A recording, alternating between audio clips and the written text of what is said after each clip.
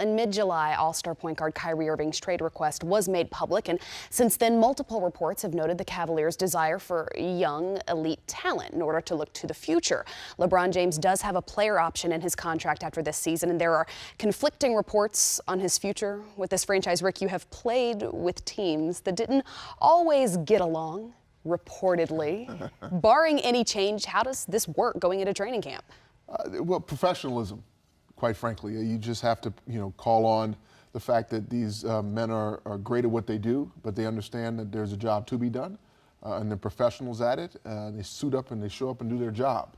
Now, you don't always have to get along at the highest level off the court to be successful on the court. I mean, we had teams that proved that 3 years in a row, but eventually it does get to you. It will eventually bite you in the butt, and we lost a fourth run at a championship because I don't think we were as in tune and as in sync, and the focus on the floor during the games was really weighed heavy by the off-court stuff. Where do you think Kyrie fits best? Is it still in Cleveland at this point?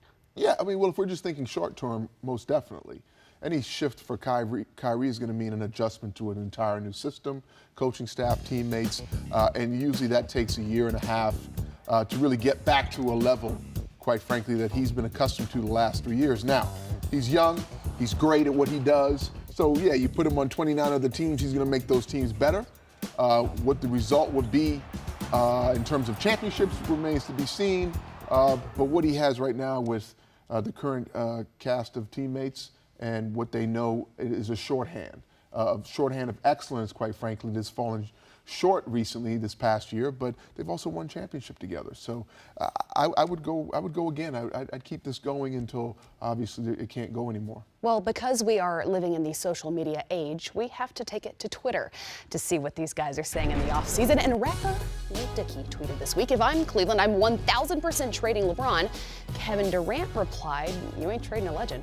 He is Cleveland. He gets to hold the cards." Do you agree, Rick? Well, I agree with exploring all options, but I also agree with Kevin. I mean, LeBron is, one of the legends of our game in any era. And so when you look at your future heading into a season, you want to have the best potential talent on your roster. What Kevin is doing is paying respects to what he knows is a great competitor, someone he's been fortunate enough with his teammates to rise above as recent.